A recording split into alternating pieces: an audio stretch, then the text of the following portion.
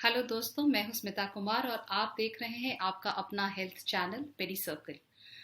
क्या आपको पता है ओवेरियन कैंसर महिलाओं में होने वाला 8वां सबसे आम कैंसर है।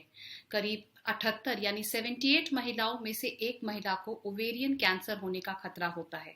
ओवेरियन कैंसर ज्यादातर 63 यानी 63 वर्ष से अधिक उम्र की बुजुर्ग महिलाओं में देखा जाता है। मेडी सर्कल आपके पास लाता है राइट इन्फॉर्मेशन सीधे एमिनेंट डॉक्टर्स और एक्सपर्ट्स की जुबानी, इसलिए इस चैनल पर आप हमेशा ऑथेंटिक कंटेंट ही पाएंगे। आपके लिए यह वीडियो देखना इंपॉर्टेंट है क्योंकि यह इंफॉर्मेशन देता है एक ऐसे फॉर्म ऑफ कैंसर के बारे में कि जिसकी ओर अगर आपका ध्यान समय पे नहीं गया तो वो शरीर को काफी हद तक नुकसान कर पहुंचा सकता है। यह कैंसर है ओवेरियन कैंसर। महिलाओं में होने वाले इस कैंसर के बारे में हमने कई एक्सपर्ट्स, सीनियर डॉक्टर्स, ऑन्कोलॉजिस्ट से बात की। उनसे ये पता करने की कोशिश की कि इस बीमारी के लक्षण क्या है, सिम्टम्स क्या है, कारण क्या है और इसका ट्रीटमेंट कैसा है और किस तरह से प्रिवेंटिव स्टेप्स देकर के हम इस बीमारी से बच सकते हैं। तो आइए वेल एक्सपीरियंस डॉक्टर्स से जाने कि वो इस बीमारी के बारे में क्या कह रहे हैं। अगर आप हेल्दी रहना चाहते हैं, बीमारियों से दूर रहना चाहते हैं, if you want to stay away from all the diseases, stay tuned to Medi Circle, stay healthy.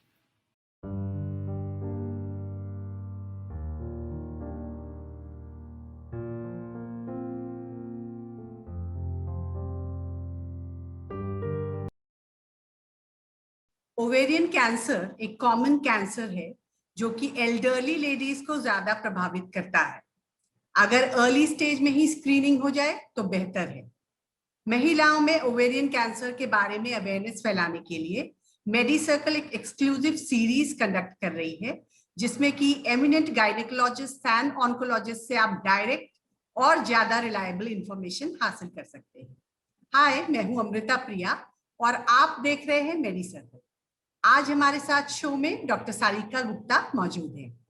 Doctor Sarika Indraprastha hospital से एसोसिएटेड है as a senior consultant gynaecologic oncology and robotic gynaecology में। इन्होंने fellowship in gynaecologic oncology Florida cancer institute Orlando USA से हासिल किया है। उनकी expertise surgery for lesions suspecting uterus, ovary, cervix, vagina और वल्बर कैंसर में है। Welcome doctor Gupta to Medi Circle. Namaste Amrita ji, namaste. तो doctor Gupta, to begin with, ovarian cysts क्या होता है? कि सबसे पहले तो सबको पता ही है कि ओवरी का मतलब अंडाशय होता है और ओवेरियन सिस्ट एक मतलब एक ग्रुप कर दिया गया है जिसमें कि रसौली को हम सिस्ट कहते हैं, उस तरह की रसौली जिसमें कि पानी भरा हो। तो ओवरी के अंदर अगर ऐसी कोई रसौली होती है जिसके अंदर आंशिक रूप से या पूर्ण रूप से अगर पानी होता है तो उसे ओवेरियन सिस्ट कहा जाता है। और ये बिनाइन भी हो सकती है, मतलब कि बिना कैंसरस भी हो सकती है और ये कैंसरस भी हो सकती है। और बिना कैंसरस काफी कॉमन है, बल्कि कैंसर वाली इतनी ज्यादा कॉमन नहीं है। और जो महिलाएं जिनका अभी माहवारी जिनकी होती है, उनके माहवारी जब अंडाशय में अंडा बनता है और फूटता है, तो उसके बाद जो जगह बच जाती है उसमें छोटी मोटी सिस्ट होना, मतलब थोड़ी बहुत पानी भरी हुई सिस्ट होना नॉर्मल है और ये होता रहता है। पर जब इनके अंदर सॉलिड एरिया ये काफी बड़ी हो जाती है तो ये चिंताजनक बात हो जाती है। ओके, सो डॉक्टर गुप्ता, जो लोग फर्टिलिटी ड्रग्स लेते हैं, क्या उनमें ओवेरियन कैंसर के चांसेस ज्यादा रहते हैं? देखिए, कई ऐसी स्टडीज आई हैं जिसमें कि ये कहा गया था कि छोटी स्टडीज थी वो कि जो लोग फर्टिलिटी जिनको इनफर्टिलिटी होती है या बच्चा होने में दिक्कत होती है और उनका इलाज चलता है जिसमें कि ये फर्टिलिटी वाली ड्रग्स चल रही होती हैं, उनको कैंसर ज्यादा होता है। फिर उसके बाद में भी कई उसके बाद भी स्टडीज हुई हैं, रिसर्च हुआ है और सारी स्टडीज को मिला जुला के अगर मैं रिजल्ट बताऊं तो ऐसा नहीं देखा गया है कि बहुत ज्यादा रिस्क बड़ा होता है। और इसमें ये भी नहीं बता सकते कि वो उन ड्रग्स की वजह से है, क्योंकि ज्यादातर जिन लोगों को बच्चा होने में परेशानी होती है ये उनका रिस्क ओवरी कैंसर का ज्यादा ही होता है और अमूमन उन्हीं Okay. लोगों को फर्टिलिटी के लिए ड्रग्स दी जाती हैं। तो या तो ये इस वजह से हो सकता है कि उनको किसी और वजह से या पॉलीसिस्टिक ओवरी या किसी और बीमारी की वजह से कैंसर का रिस्क बढ़ जाता है और फर्टिलिटी स्पेयरिंग ड्रग से फर्टिलिटी को करने वाली ड्रग से इसका कोई बड़ा संबंध नहीं पाया गया, बल्कि यूट्रस के कैंसर का जो रिस्क है वो फर्टिलिटी इनफर्टिलिटी में दी जाने वाली ड्रग से बढ़ जाता है। ओके, और ओबेसिटी से ओवेरियन कैंसर का क्या रिलेशनशिप है? क्या ज्यादा वेट की होती है उनको क्या चांसेस हैं? कि ओबेसिटी से रिस्क जो है ओवरी कैंसर का बढ़ जाता है, और ओबेसिटी से सभी तरह के कैंसर के रिस्क ज्यादातर बढ़ जाते हैं, जिसमें कि आप ईसोफेगस, कोलन, लिवर, दिमाग का, ब्लड के कैंसर, यूट्रस के कैंसर और सभी आंतों के कैंसर, और ये सभी में अगर वजन ज्यादा होता है तो रिस्क बढ़ जाता है। और अगर हम गायनी या महिलाओं की बात करें तो ब्रेस्ट कैंसर, ओवरी कैंसर और यूट्रस का कैंसर, इन तीनों का रिस्क अगर आपका वजन ज्यादा है तो वो बढ़ जाता है। ओके, और क्या ये हम एज के बारे में भी बोल सकते हैं as far as ovarian cancer is concern, कि एज से रिस्क बढ़ता है इसका? हाँ जी, तो एक एज के बाद, जो कि मैं बोलूंगी 55 वर्ष के बाद में जो है ओवरी कैंसर का रिस्क ज्यादा होता है।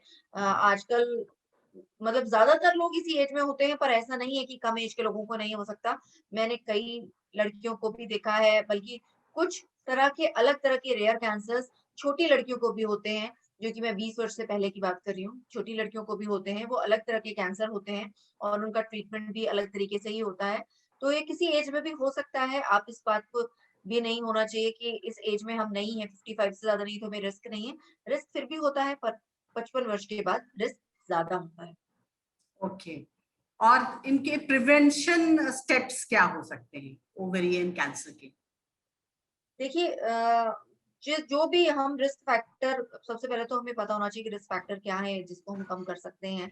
तो एक रिस्क फैक्टर जिसको हम पूर्ण रूप से कम नहीं कर सकते, पर हम जिसके बारे में जागरूक हो सकते हैं और उसके बाद में कोई उसके लिए स्टेप उठा सकते हैं, वो है ये पता होना कि ये ओवरी का कैंसर और ब्रेस्ट का कैंसर अनुवांशिक होते हैं।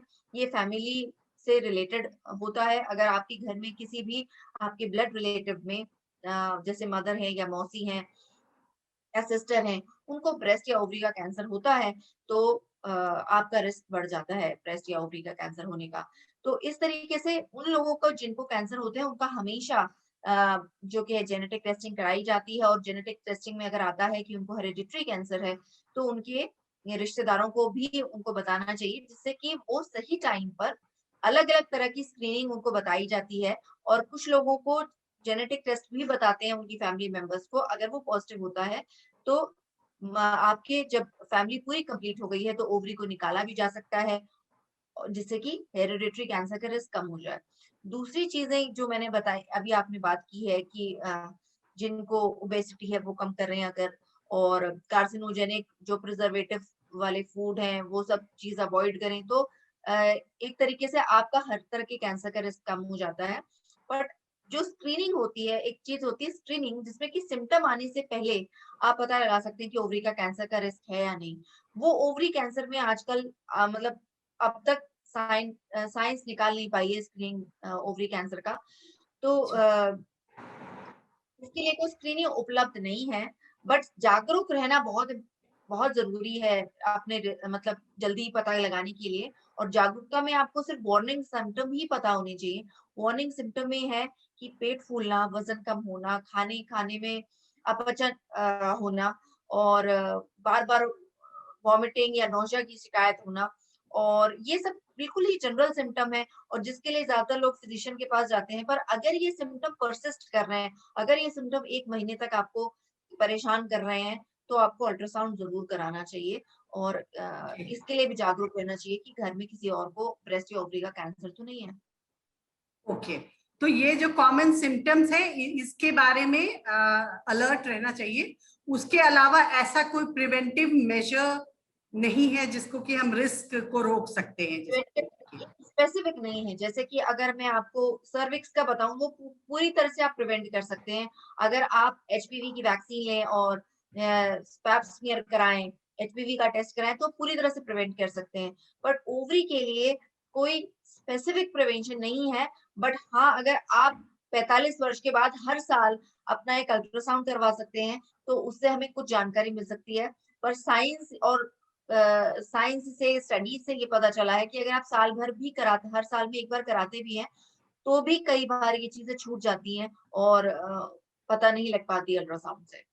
Okay, so thank you so much doctor Gupta कि आपने एक अच्छा इंसाइट दिया ओवेरियन कैंसर के बारे में, क्योंकि जनरली महिलाओं को मालूम नहीं है, जबकि मालूम होना चाहिए अपनी ही बॉडी के बारे में और उसके चेंजेस के बारे में, लेकिन समहाउ लेडीज इसके बारे में बहुत नहीं जानती।